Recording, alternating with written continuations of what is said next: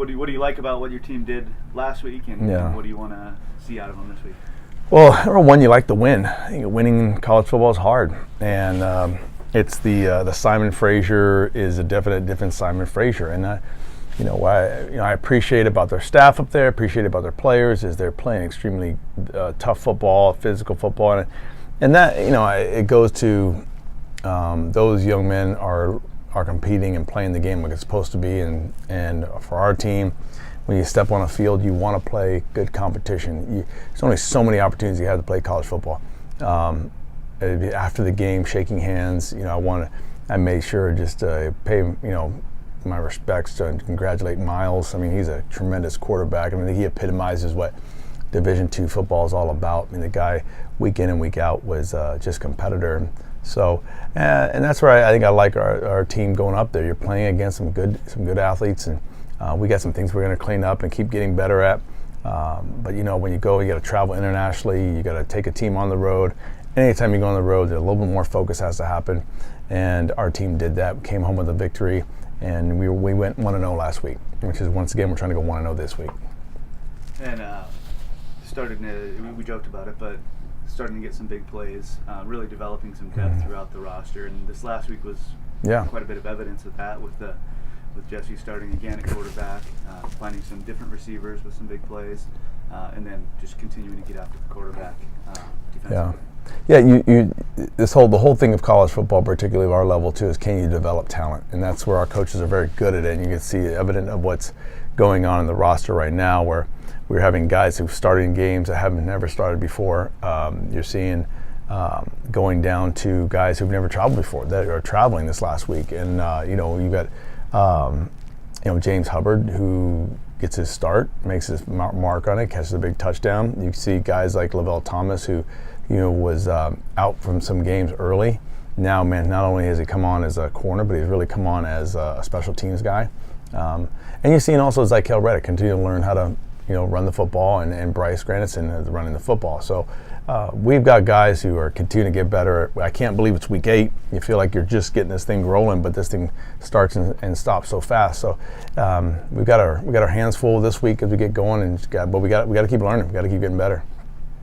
Coach, a lot of times non-conference opponents are pretty unfamiliar, but this is a non-conference opponent that you're very familiar with. So what are kind of the things that you're looking from them as you get ready for another big road game? Yeah, well, we're familiar with it. Not only are we familiar, but the whole nation's familiar with them. They're ranked number 6 in the nation right now. Colorado Mines and is playing great football. A lot of similarities what they've been doing in the past. I think what they did a good job of this year is they recruited. They got a new quarterback that came in who runs the system extremely well. Defensively, they got some transfers that came in. They're long. They're a physical group. They played solid, disciplined defense. So when you do play Mines, the challenge you have with them, no matter whether there or at home, is they're going to do their system and they're going to do extremely well. It's an engineering school, so it's no pun intended, but that's how they're about the process. You can tell how they play and how they're going about their business. It's not a lot of flash, but a lot of hard physical play. Guys are assignment sound, and so when you know that you're going to get 4 quarters of football, and you're going to have to make sure you're ready to go. This is about us being the best team we can be this week, and we've got some areas, as we have, like you alluded to earlier, we have a lot of newcomers that seem to be starting during the middle of the season now because of injuries, that we got to say, hey, you can't use your lack of experience as an excuse. You got to do your job, do extremely well. So, Coach Brandon's running a great program over there, and so we're excited to go to land in Denver and go to Golden and have an exciting football game. Coach, talking about some road trips that you guys have had, what are some of the things you've seen from your team that encourage you about how you guys approach road games? How they approach it, exactly what encouraged me. Just they have fun, they're focused, they show up, everything on time, all the meetings, they're ready to go, they're early to everything. We've got guys that I think where this is the best year of how we've ever traveled. And then also circumstances. If something when you're on the road, you have your best laid out planned, but you can't control everything. Lightning storm in Alabama, you can't control it. But our guys just adapt to it, and our guys just they just keep playing, they keep responding, and So when you're on the road, it's unfamiliar because you're not in your own bed, you're in a foreign place, but the reality is it's how can you handle and be comfortable with that uncomfortable circumstances. And our guys are comfortable with that. So they love going on the road, and I applaud them. And it's a lot of fun being with them. In this business, I've been doing it for a while now, and I get it. Everybody knows, hey, we got to win. Everybody wants to win a championship. But what gets lost in this business is the exceptional opportunity to do life with all these guys. And just the guy like Ulysses Pickett on our team, man, what a smart individual, what a great guy to be around. And when you're traveling, to engage him with some different conversations, everything outside of football. And to hear our guys laugh together, to hear our guys, encourage one another on the sideline. Those are the things that when my days are done, I'm going to value the most, because I have really lived a rich life of being able to be around some guys that I think are just phenomenal people, and you get a chance to mentor them and be a part of the leader and their coach. They're giving me permission to say, hey, let me help you catch a bigger vision for life. They're giving me permission to our coaching staff. Let me help you get a bigger vision for life. So I get it, man. We all want to win. I want to win bad. I love winning, but I tell you what, that when you're on the road, that richness of what the college football experience is all about, it comes through, and that's why we get excited to go on the road. And this matchup in particular, with a couple of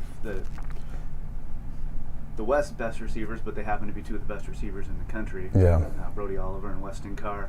And Weston's reps have been a little bit limited lately, but how big, obviously it's not a matchup where they're going head-to-head, but how big are each of those individuals to each team's offense?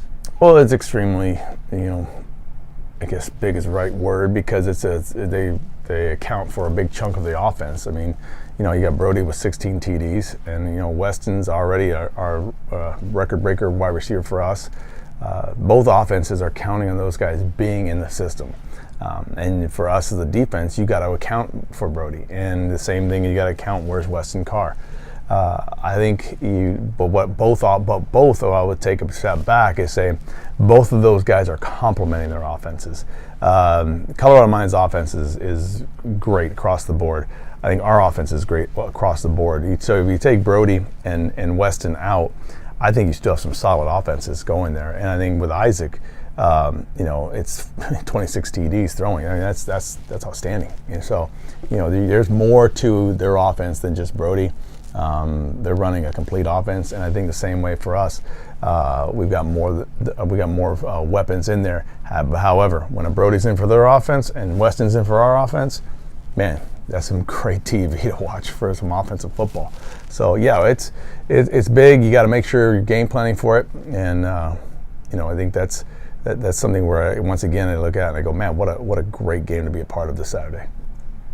And then you've played a lot of non-conference the last couple of years against RMAC programs with Mines for the last 3 years, Colorado Mesa the 2 previous years. I guess what characteristic are you able to draw from the RMAC of what type of football, what type of game you can expect coming in there? How do you Yeah, great question. I think where you look at the RMAC, I think we're across the board, the teams at least we're familiar with of playing is that a lot of the same styles of defense, the physicality of what they want to do, a lot of odd front defenses, but you're also seeing just an explosion of offensive football in the RMAC. It's from Mesa last year. I know Mesa's having a down year this year, but in the past they've been very good at explosive offensively, a lot of points. And so you look at Colorado Mines. I mean, they're putting up some tremendous amount of points. I mean, freaky points. And so you're seeing. I'm dating myself, but having played in the WAC from back in when it did exist in that football, just these high explosive offenses are what you see in the RMAC. So. You've just got to make sure you're ready for your best game, and they're going to come correct on every time they play, and we got to do the same, which is I expect nothing less than our team. And so I think as a college football coach, hey, this is why you got in the business. You didn't get in the business just to guarantee wins, and so you got in the business to compete and you become and try to say, hey, we want to be the best, and if you do host a trophy up over your head in the very end, it means something, and that's what we love about this, the schedule we have this year particularly.